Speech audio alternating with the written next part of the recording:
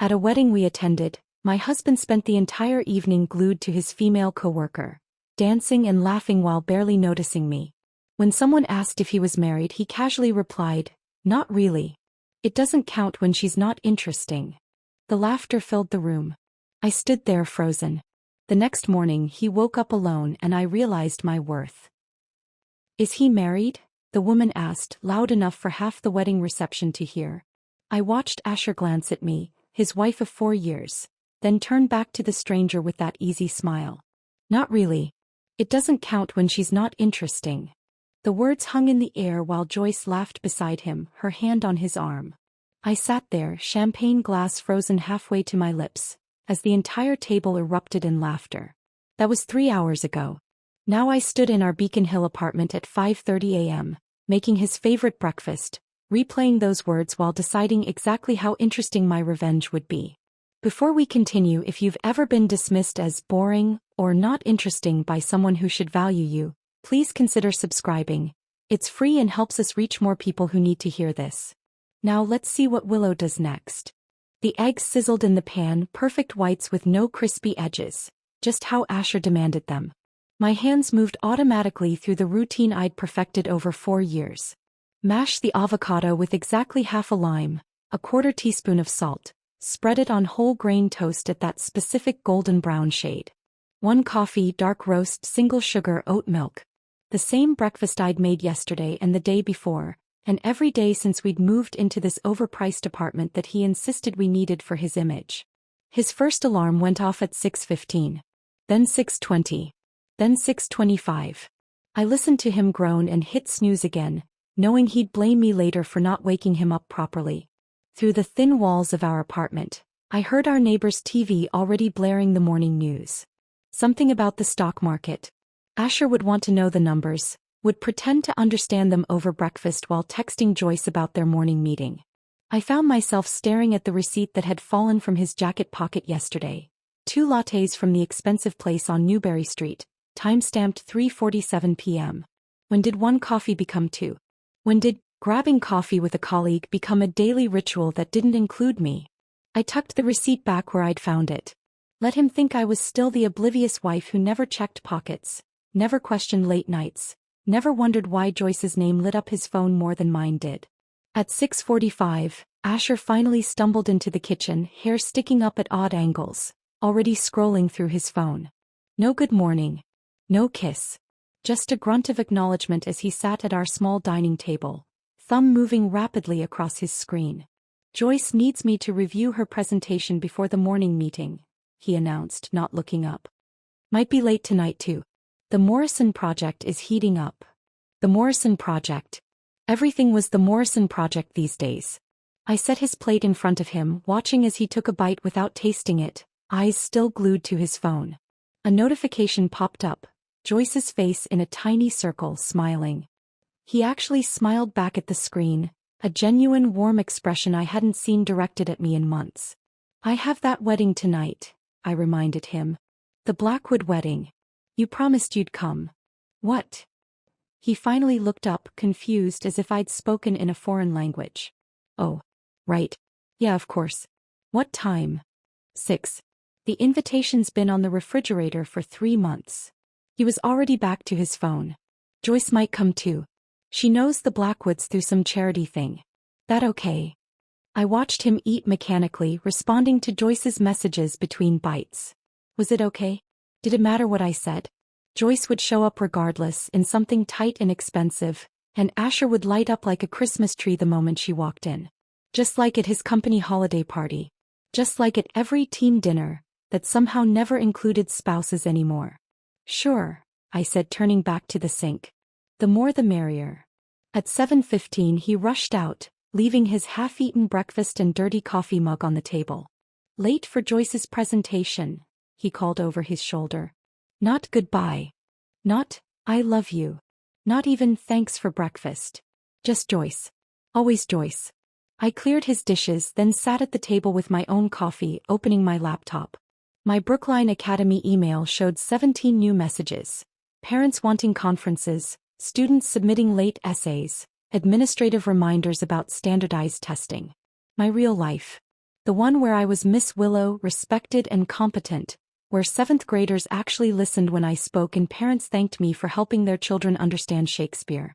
At noon, I'd stand in front of my English class, discussing The Great Gatsby with 27 13-year-olds who thought they understood everything about love and betrayal. Emma Martinez, my brightest student, would inevitably ask one of her penetrating questions that cut straight through to uncomfortable truths. Last week she'd asked if Daisy ever really loved Tom or if she just loved what he represented. I'd deflected with literary analysis, but the question haunted me. Later, I'd drive to Newton for my secret tutoring session with the Morrison twins. Yes, those Morrisons whose father's project was supposedly keeping Asher and Joyce so busy. Their mother paid me $300 in cash per session, money I tucked away in an account Asher didn't know existed. I told her I was saving for a surprise anniversary trip. Really, I was building something else entirely. An escape fund, an independence fund, a just-in-case fund that grew larger every week. The apartment felt smaller this morning, suffocating.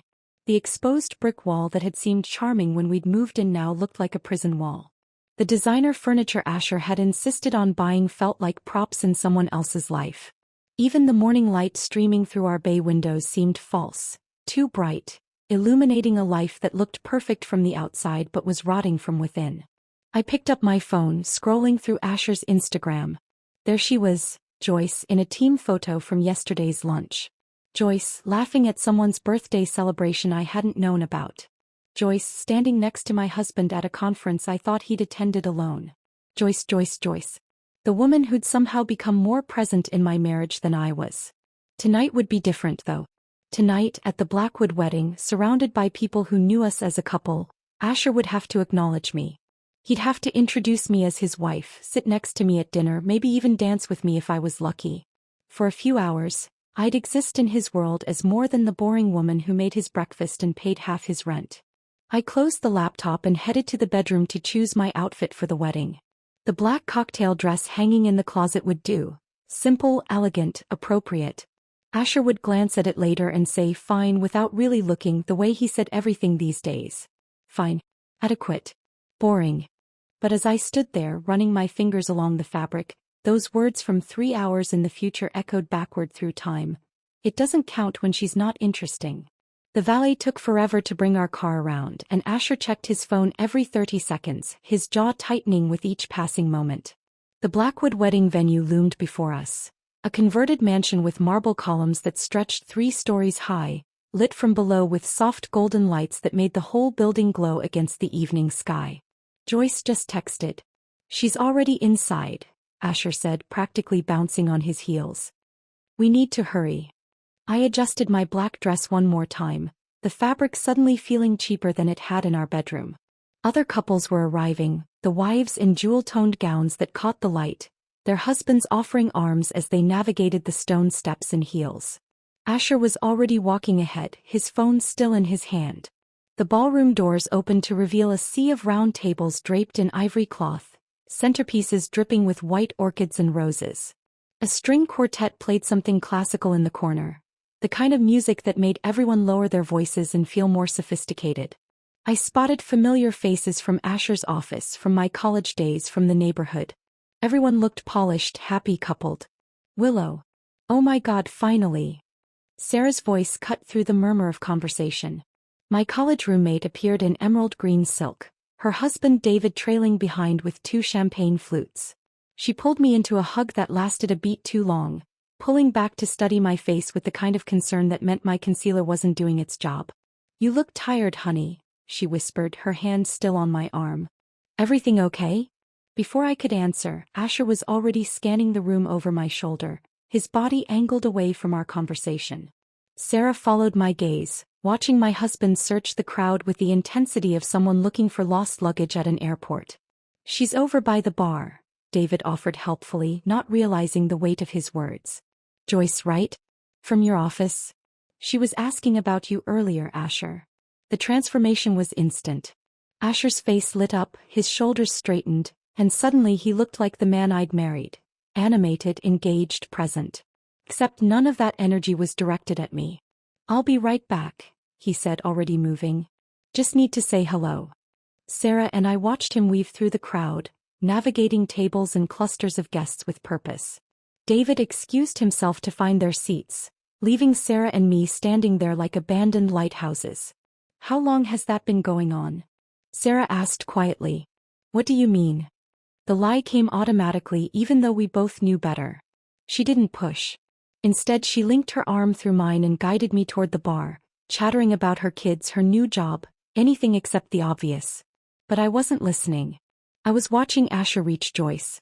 The crimson dress should have looked garish in a sea of pastels and navy, but on Joyce, it looked like confidence. Like power. Like everything I wasn't. Her blonde hair fell in waves that probably cost more than my entire outfit. When Asher approached, she turned toward him like a flower finding sun, her whole body lighting up with recognition. I watched him help her with her wrap, a delicate silver thing that had slipped from her shoulders. His hands lingered there, adjusting fabric that didn't need adjusting, while she tilted her head back and laughed at something he said. The sound carried across the ballroom, bright and tinkling, drawing glances from other guests. "Their inside joke from yesterday's meeting," I heard Joyce say as Sarah and I got closer. "You should have seen Peterson's face when you said that thing about the quarterly projections." The thing about the quarterly projections. They had things. Inside jokes. Yesterday's meeting that probably extended into yesterday's dinner and yesterday's drinks. Sarah's hand found mine and squeezed. She understood without words the way good friends do. We found our table, number 12, tucked in a corner with a partially obstructed view of the dance floor. Asher's place card sat next to mine, but his chair remained empty through the salad course, the speeches, the first dance. When the DJ invited all guests to join the happy couple on the dance floor, Asher materialized with Joyce in tow. "They're playing our song," she exclaimed, and I wondered when they'd developed a song. "Remember? From the Morrison celebration dinner. The Morrison account. Everything always came back to the Morrison account." "Just one dance," Asher said, not really asking, already leading Joyce away. "You don't mind, right, Willow?" Did I mind? The question hung there for half a second before they were gone, swept into the crowd of dancing couples. I watched them move together with an ease that spoke of practice. His hand knew exactly where to rest on her waist. She knew exactly how to tilt her head to maintain eye contact while they turned. One dance became two when the DJ transitioned seamlessly into another slow song. Two became three when Joyce requested something specific, batting her eyelashes at the DJ like they were old friends. By the fourth song, other guests had started to notice.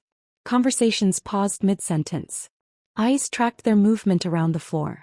The mother of the bride, Mrs. Blackwood herself, caught my eye from across the room and offered a sympathetic smile that felt worse than outright pity. By the fifth dance, I'd given up pretending to check my phone and simply sat there, champagne untouched, watching my husband dance with another woman while everyone watched me watching them. Sarah had tried to make conversation, but even she'd run out of small talk. That's when Margaret Blackwood descended on our table like a perfumed vulture in St. John knit. "Darling." She settled into Asher's empty chair with the authority of someone who owned every room she entered. "I don't think we've properly met. I'm Margaret, Susan's mother. And you are?" "Willow Richardson," I managed. "I went to school with Rebecca." "Oh, how lovely." Her voice carried the way voices do when they're meant to be overheard. "And that handsome man dancing with the blonde, is he with you?" I felt the blood drain from my face. Sarah started to interject, but Margaret waved her off. "Such a beautiful couple they make," Margaret continued, loud enough that the table next to us turned to look. "The way they move together. Like they've been dancing for years." "Is he married, dear?" The question hung in the air like a sword waiting to drop. I could see Asher and Joyce returning to the table, both flushed from dancing, Joyce's hand possessively on his arm. They were laughing about something, heads bent together, completely oblivious to the small audience that had gathered around our conversation. "Well," Margaret pressed, her voice now carrying to 3 tables over. "Is your handsome friend married?" Asher heard her. I saw the moment the question registered, watched him process it, watched him glance at me. His wife of 4 years, the woman who'd supported him through business school, who'd moved to Boston for his career, who'd spent countless nights alone while he worked late with Joyce. He smiled. That easy, charming smile that had made me fall in love with him at a coffee shop 6 years ago. "Not really," he said, his voice carrying across our corner of the ballroom. It doesn't count when she's not interesting. The laughter erupted immediately. Joyce giggled behind her manicured fingers. Margaret Blackwood practically shrieked with delight. The couple at the next table exchanged knowing looks. Even the waiter refilling water glasses smirked. I stood slowly, my movements deliberate and controlled. The champagne glass made a soft clink as I set it on the table. Every eye in our section was on me now, waiting for tears, for drama, for the boring wife to finally provide some entertainment. "Excuse me," I said, my voice steady as granite. "I need some air." Joyce's voice followed me as I walked away. "Was it something I said?" "Don't worry about it," Asher replied, loud enough for me to hear. "She's always dramatic at events." The bathroom was mercifully empty. I locked myself in the farthest stall and stood there, breathing slowly through my nose. No tears came. My hands weren't shaking. Instead, there was this strange calm settling over me, like watching storm clouds clear after years of rain. I emerged and faced myself in the gilt-framed mirror. My mascara hadn't run. My lipstick was still perfect. I looked exactly like the woman who'd walked into this wedding 3 hours ago, hoping her husband might remember she existed.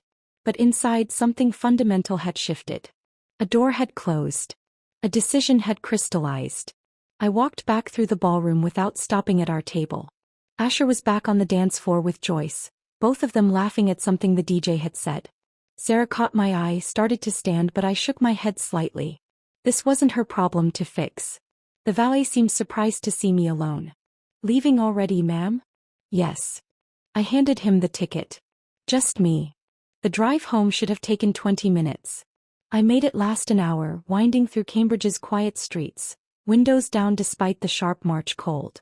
The air bit at my cheeks, made my eyes water in a way that had nothing to do with crying. At a red light on Massachusetts Avenue, I remembered the acceptance letter from Harvard's PhD program in comparative literature.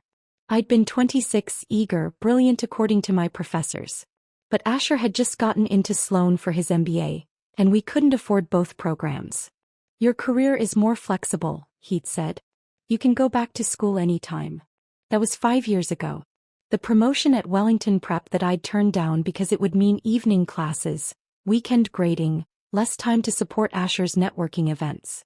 The head of the department had been shocked. "This opportunity won't come again, Willow." But Asher needed me available, needed the stable income while he established himself. The fertility specialist appointments I'd canceled last year. 3 months of tests and procedures, then Asher's sudden announcement that he wasn't ready, might never be ready, and shouldn't I focus on being happy with what we had? I'd thrown away the medication, deleted the doctor's number, pretended my body hadn't been preparing for something that would never come. By the time I reached our apartment building, the strange calm had transformed into something harder, colder. Purpose maybe. Or just the absence of hope finally bringing clarity. Our apartment was dark, silent, waiting. I moved through it like a ghost with an agenda. In the bedroom, I pulled my overnight bag from the closet, the one I'd bought for a weekend trip we never took. My grandmother's pearl necklace went in first, wrapped in tissue paper. Then her matching earrings, the engagement ring she'd worn for 60 years before leaving it to me. From the living room cabinet, I carefully removed the china she'd also left me. 12 place settings of spode that Asher had wanted to sell because, who needs fancy plates? Each piece went into bubble wrap I'd saved from Amazon deliveries. These plates had survived the Depression, 2 wars, 3 moves across the country. They weren't staying here to watch my marriage die. My laptop was next. I sat at the kitchen table and systematically downloaded 3 years of financial records. Our joint checking account, the credit cards, his spending patterns. The restaurant charges at places I'd never been. Hotel rooms in the city when he was supposedly at conferences. $3,200 at Tiffany's last month that had produced no blue box for me. I photographed everything. Every receipt, every statement, every lie translated into digital evidence. The tutoring money I'd hidden wasn't in our regular bank. For 3 years I'd been depositing cash into an account at a completely different institution.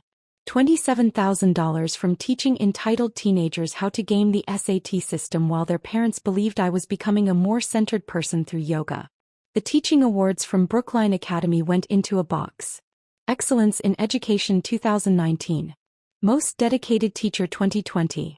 Innovation in Literature Curriculum 2021. Asher had never attended the ceremonies. School stuff, he'd called them like I was a child showing off a finger painting. At exactly 11 p.m. I sat at our kitchen table with his keychain. The apartment key slid off first, then the mailbox key, the gym locker key, the spare to his parents' house in Wellesley. I kept removing them until only his car key remained, alone on the ring like a question mark. His laptop was password protected, but I knew all his passwords. He used the same 3 in rotation had since college. I logged into our Netflix account and changed the password. Then Hulu, Amazon Prime, HBO Max, the grocery delivery service, the meal kit subscription he'd insisted we needed. Every shared digital space we'd created, I locked him out of systematically, methodically. His LinkedIn profile was the masterpiece. I didn't delete it or write anything crude. Just a simple update to his current position. Currently exploring new opportunities after personal conflicts with colleague-affected team dynamics. Vague enough to be professional. Specific enough to raise red flags with any recruiter who bothered to check. I found the business card Marcus had given me at last year's holiday party. Joyce's fiancé, deployed for 6 months, completely unaware his future wife was playing office romance with my husband. I uploaded the photos I'd taken tonight. Asher's hand on Joyce's waist, her head thrown back in laughter, the two of them closer than colleagues should ever be. I typed a simple subject line. Thought you should see what Joyce was up to at the Blackwood wedding. My wedding ring came off easier than I'd expected. 4 years of wearing it and it slid off like it had never belonged there. I placed it on Asher's pillow with a note. You're right. It didn't count. Not interesting enough to fight for someone who was never really mine. By 11:47 p.m., I was pulling into my sister Grace's driveway in Burlington, Vermont, the overnight bag and boxes of china secure in my trunk. Her porch light was on. She'd been waiting since my text 3 hours earlier. Coming to stay. Will explain. No questions, no demands for details. Just, drive safe. Guest rooms ready. The wine was already breathing on her kitchen counter when I walked in. Grace took one look at my face and poured generous glasses without speaking.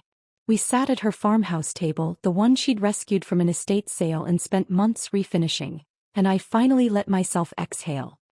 He said I wasn't interesting, I told her. At a wedding. To everyone.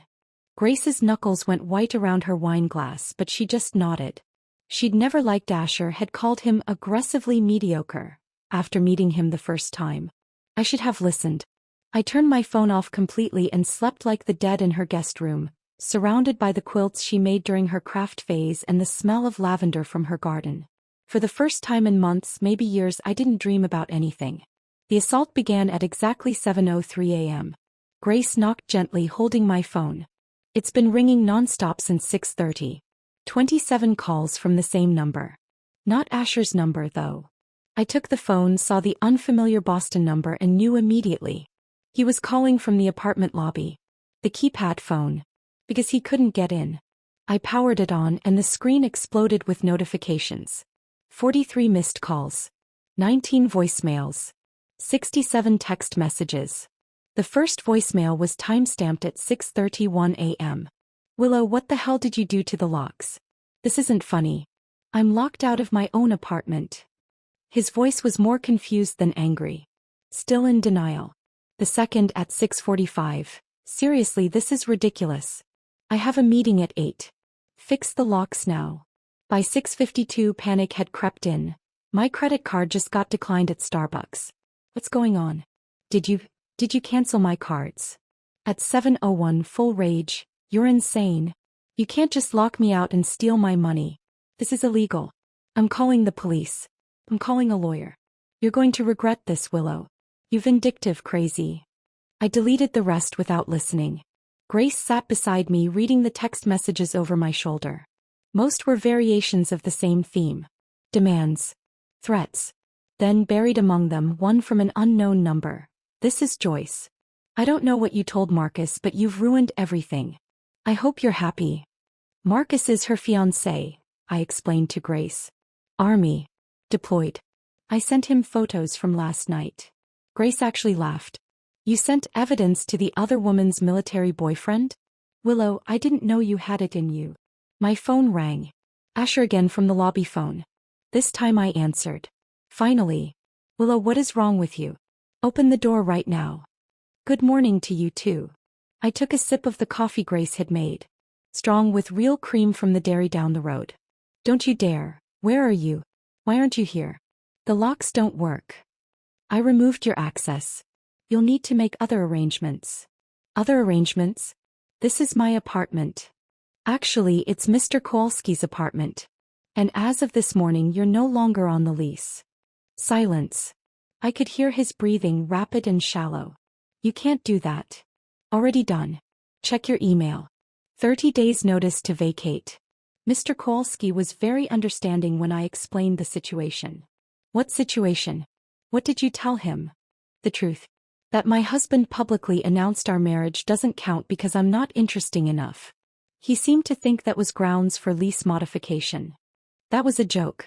I was drinking. Joyce thought it was funny. Is Joyce taking your calls this morning? Another pause. She's dealing with something. Marcus. How do you sent those photos to Marcus? He's deployed. He's serving our country and you. He's serving our country while his fiancée plays footsie with married men.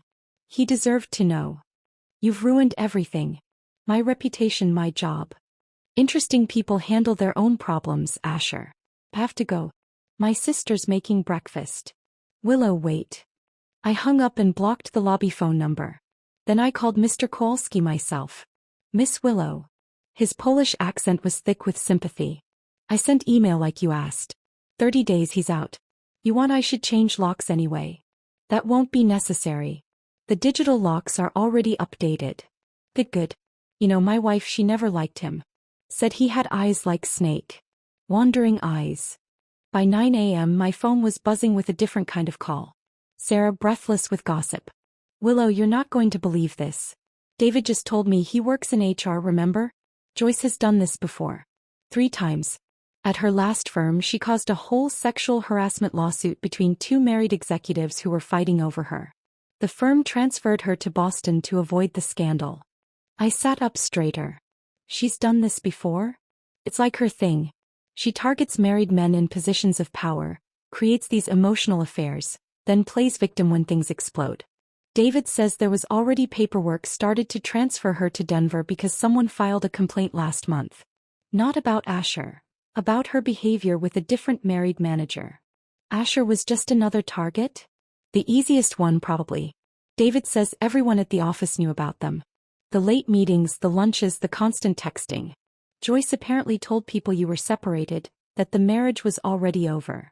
We weren't separated. I made him breakfast yesterday morning. I know, honey. I know. But here's the best part. Marcus showed up at their office an hour ago. My coffee cup froze halfway to my mouth. What? He got emergency leave. Flew back from Germany overnight. Walked into the downtown offices with a stack of printed emails and photos. David says security had to escort Asher out because Marcus was ready to, well, you know. Military guys don't play around. Is Asher okay? Why do you care? But yes, he's fine. Humiliated but fine. Joyce, though, she completely threw him under the bus. Told everyone that Asher had been pursuing her aggressively, that she tried to maintain professional boundaries, that she felt pressured because he was senior to her. Actually laughed. She's claiming he harassed her? Full victim mode. HR is launching an investigation. Asher's been suspended pending review. And Joyce? She's already packing for Denver. Turns out that transfer paperwork just needs a signature. I thought about Asher standing in our apartment lobby this morning, locked out of the life he'd taken for granted. His credit cards dead, his reputation crumbling, his side piece abandoning him to save herself. The boring wife he'd dismissed had dismantled his entire existence in less than 12 hours. Willow, you still there? Yeah, I'm here. How do you feel? I considered the question. How did I feel? Vindicated? Satisfied? Empty? Interesting, I said finally. I feel interesting. Sarah hung up after promising to keep me updated on the office drama, and I sat in Grace's kitchen, feeling oddly hollow despite the vindication. Grace was at work. She taught yoga at a studio downtown, leaving me alone with my thoughts and the incessant buzzing of my phone. Barbara Richardson's name flashed on the screen. Asher's mother. I'd been expecting this call since approximately 30 seconds after Asher discovered he was locked out. I let it ring through to voicemail twice before finally answering on her third attempt. Willow. Her voice was thick with tears, dramatic in that special way only Barbara could manage. What have you done to my poor boy? Hello, Barbara. He's homeless. Jobless. He called me from some stranger's phone because his own phone is dead. He spent the night in his car. In his car, Willow. He has a car.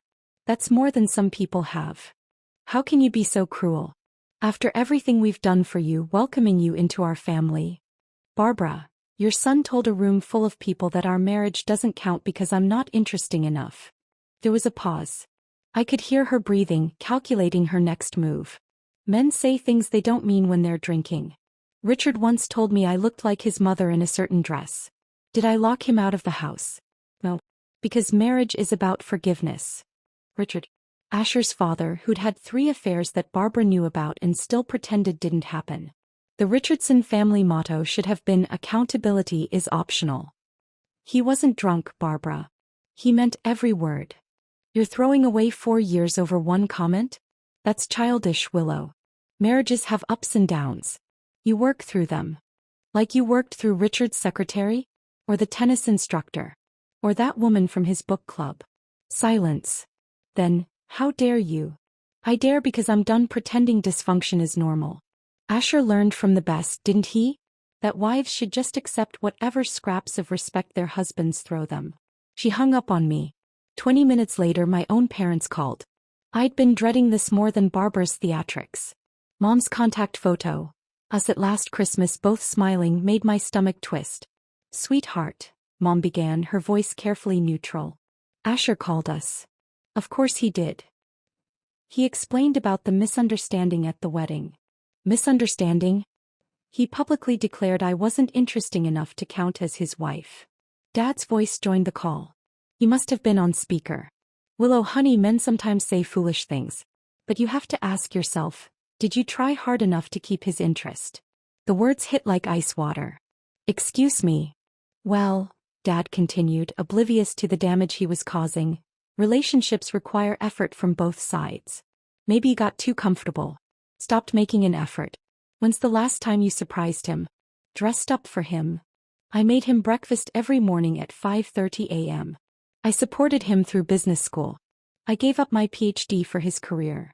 But did you stay interesting? Dad pressed. Men need excitement, challenge. Maybe this Joyce woman just offered something you didn't. Mom chimed in. Have you considered couples therapy? Dr. Brennan, you remember her from church? She saved the Miller's marriage after his affair. This isn't about saving anything, I said, my voice flat. It's over. Don't be rash, Mom said. You're emotional. Take some time. Think about your future. You're 32, Willow. Starting over at your age, it's not easy. Better than staying with someone who publicly humiliates me. Is it? Dad asked. Better than working on your marriage? Better than admitting maybe you both made mistakes? I hung up. My hands were shaking, not from sadness but from rage. My own parents, the people who raised me, thought I should have tried harder to be interesting for a man who was emotionally cheating with his coworker. Grace walked in during my 3rd glass of wine that afternoon, took one look at my face and said, Parents. They think I should have tried harder to keep his interest. She snorted, pulling food from a grocery bag. Remember when I caught him at your wedding? I looked up. What? I never told you. Kept the peace, you know. But at your wedding, your actual wedding, I saw him cornering my friend Melissa by the bathroom.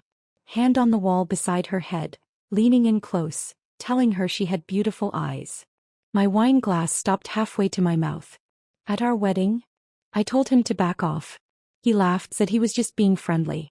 But Melissa was uncomfortable. She left early because of it. You never said anything. Grace sat down across from me, her face serious. Would you have believed me? You were so happy. So sure he was the one. And I thought, maybe it was just wedding champagne. Maybe I misread it. I didn't want to ruin your day with suspicions.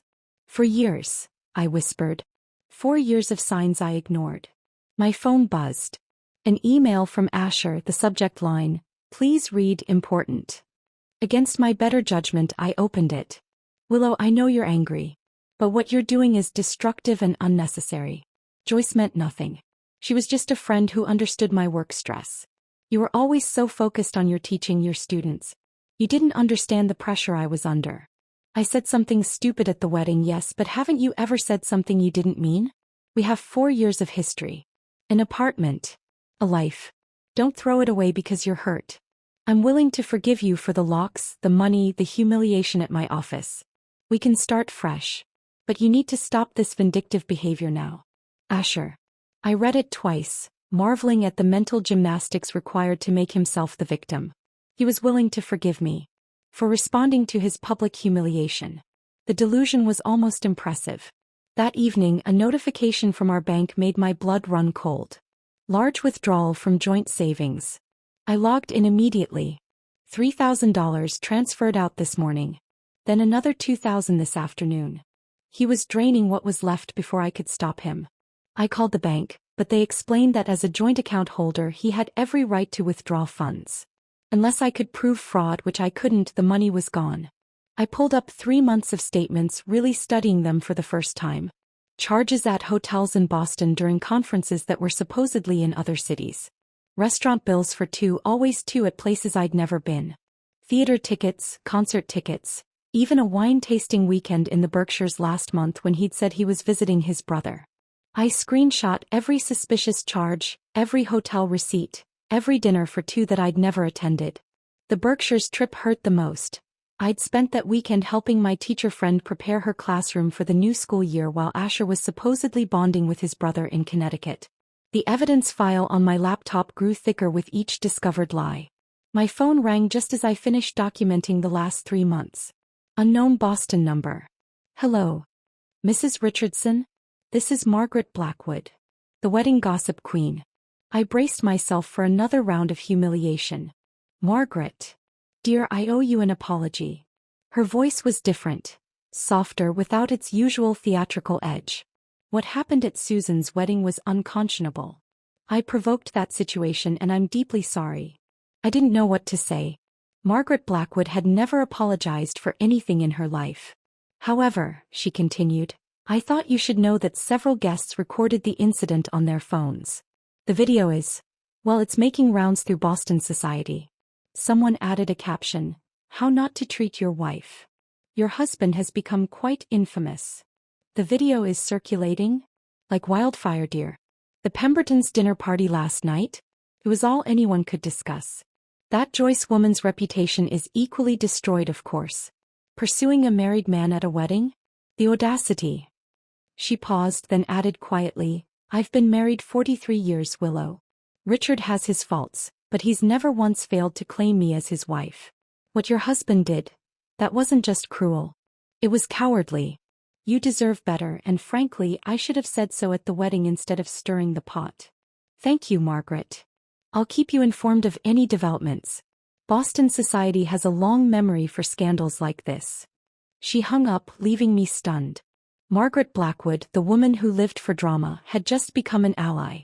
The next surprise came an hour later. Another unknown number, this time with a military base prefix. Is this Willow Richardson?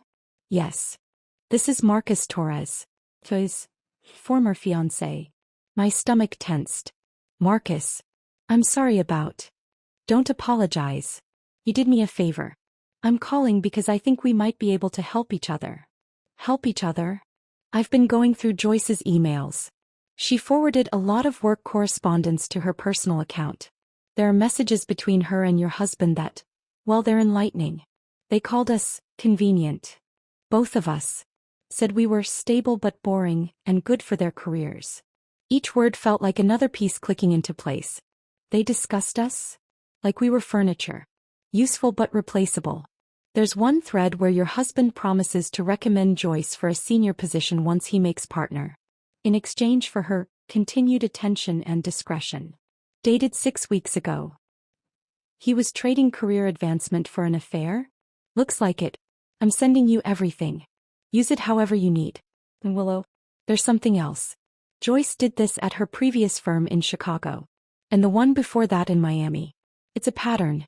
She targets married men in leadership positions, creates dependency, then leverages it for career advancement. How did you? I have friends who know how to dig. Military intelligence training comes in handy. I'm meeting with her former victims this week. Building a case. A case.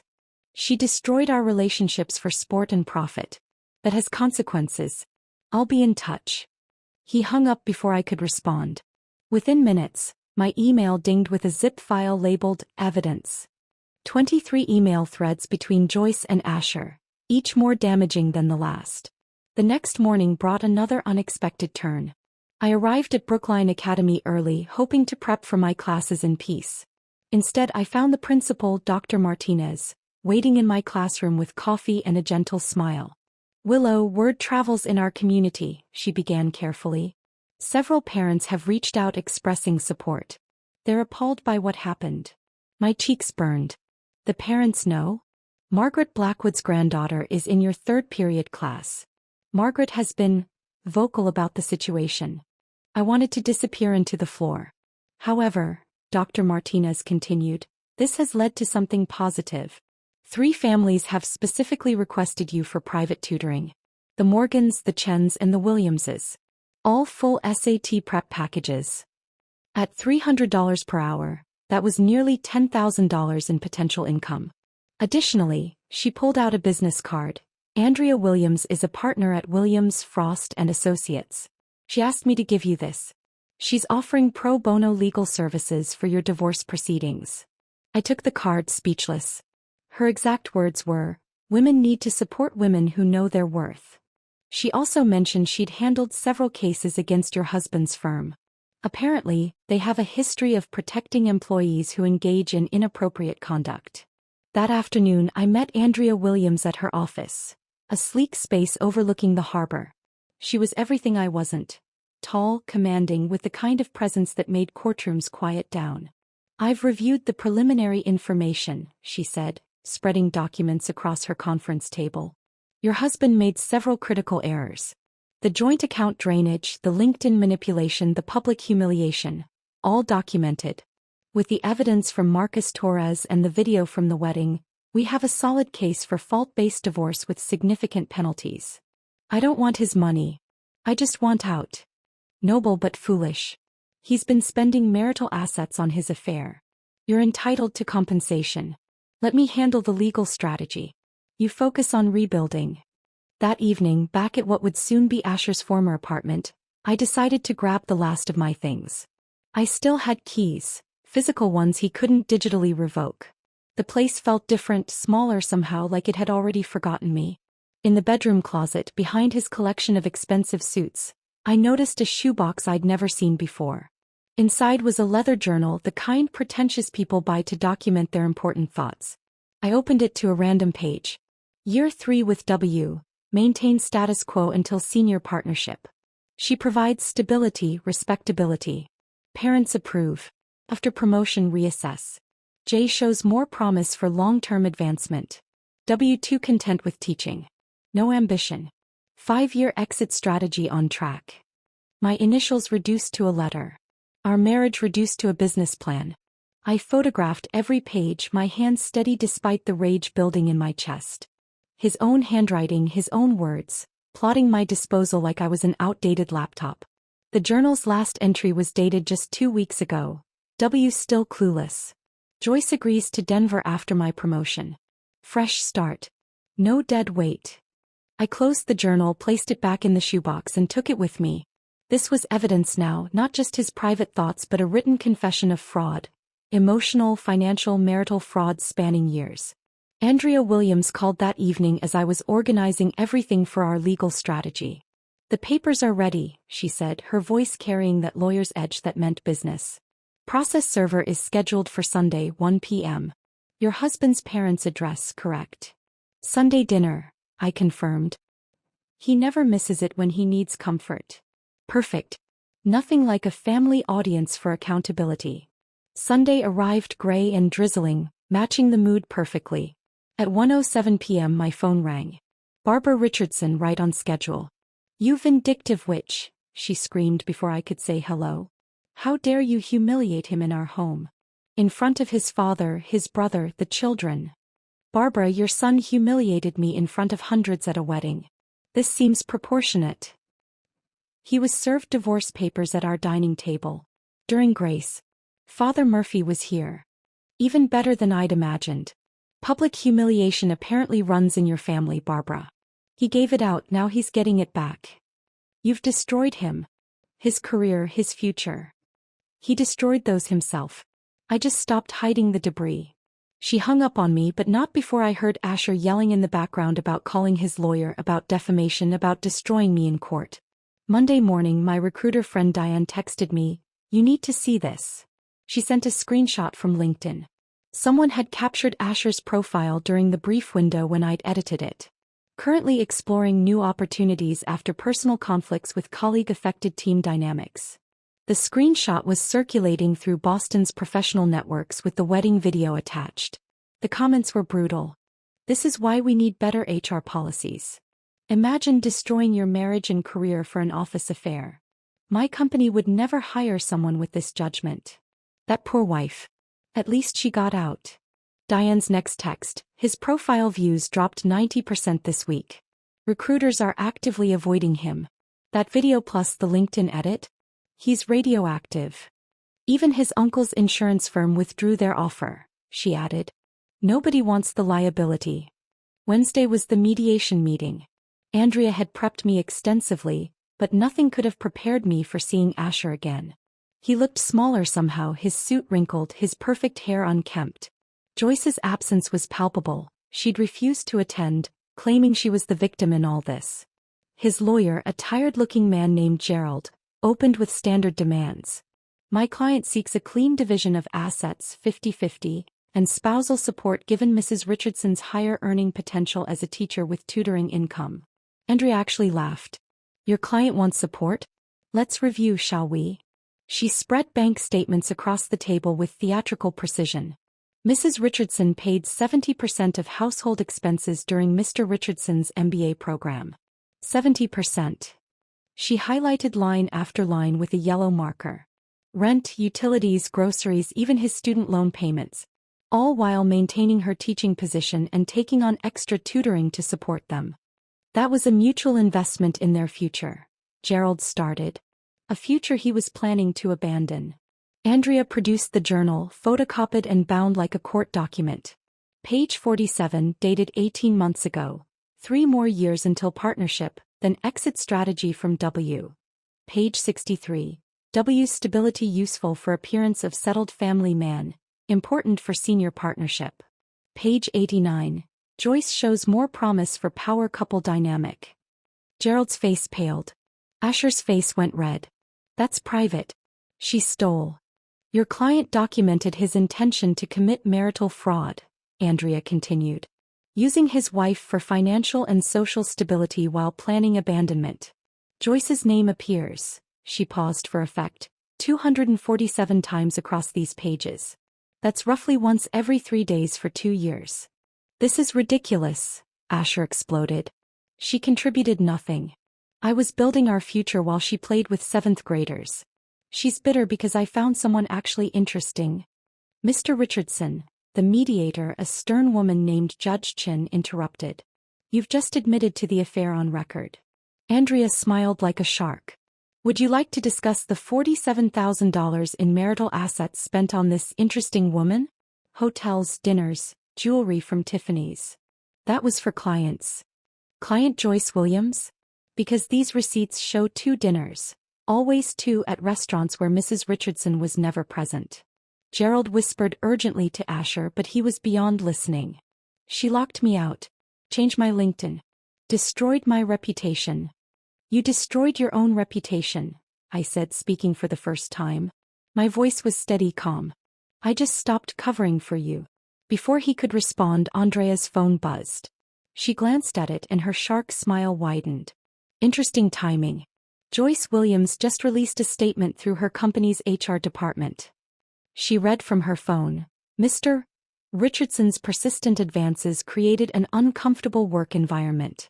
Despite my repeated attempts to maintain professional boundaries, he leveraged his senior position to pursue inappropriate contact. I felt pressured to comply to protect my career."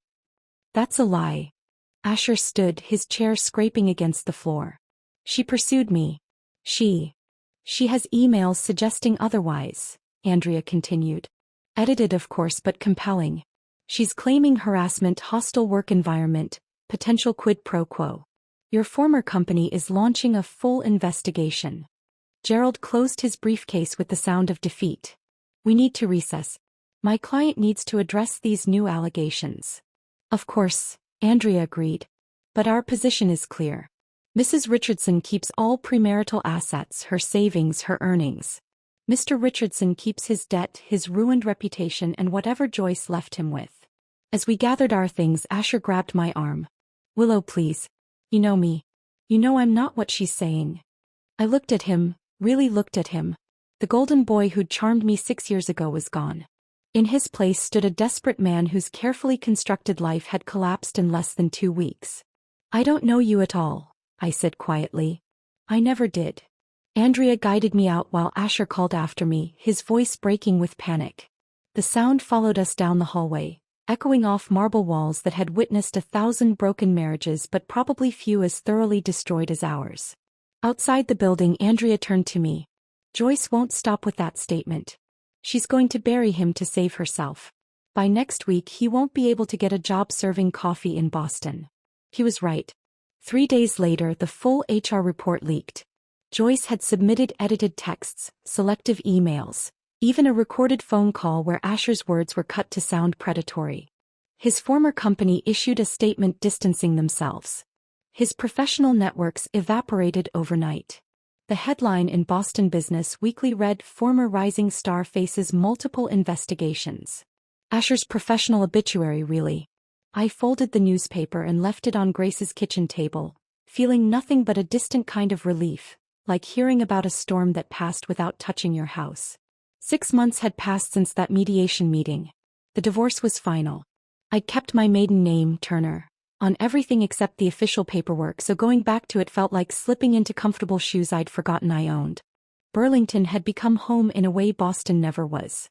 I'd found a small apartment with exposed brick and mountain views, started teaching at a local private school, and built a tutoring practice that actually let me choose my clients. Tuesday mornings I treated myself to coffee at the Ground Up, a cafe where nobody knew my history and the barista just called me the teacher who likes extra foam. That particular Tuesday I was grading essays when a familiar voice made me look up. Willow. Oh my goodness, it is you. Margaret Blackwood stood there in a burgundy wool coat, looking somewhat out of place among the Vermont locals in their fleece and flannel. Margaret. I set down my red pen. What brings you to Burlington? Visiting my sister. She retired here last year. She gestured to the empty chair across from me. Hey, I nodded, curious despite myself. Margaret settled in with her Earl Grey, her eyes bright with that particular gleam that meant fresh gossip. I suppose you haven't heard about developments. I don't really follow Boston news anymore. Oh, but you must hear this. She leaned forward conspiratorially. Asher is living in his childhood bedroom. His parents' house in Wellesley. Barbara tells everyone who'll listen that he's regrouping and considering his options. I took a sip of my latte, waiting. He's working at his uncle's friend's car dealership. Not selling cars, filing paperwork in the back office. Can you imagine? From consulting presentations to filing automotive warranties.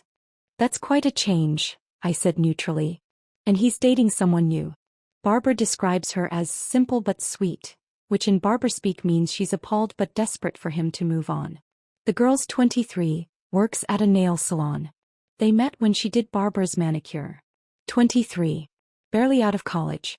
I felt a flicker of pity for the girl, but not enough to warn her. She'd learn or she wouldn't. Joyce. I asked, more from courtesy than interest.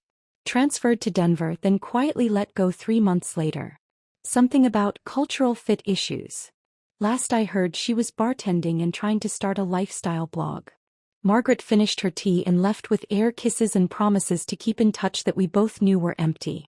I returned to my essays, red pen moving across pages about Gatsby's green light and what it meant to chase impossible dreams. Thursday afternoon was the Brookline Academy faculty meeting via video call. I'd maintained my position there, teaching remotely 3 days a week. They hadn't wanted to lose me and the arrangement worked perfectly. Before we adjourn, Dr. Martinez announced, I have wonderful news. The board has approved our recommendation.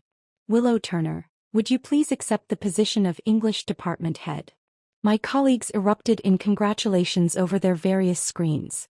It was a position I'd never even considered pursuing when I was managing Asher's ego, making sure I was never too successful, never too visible, never more accomplished than him. I'm honored, I said, meaning it. Thank you.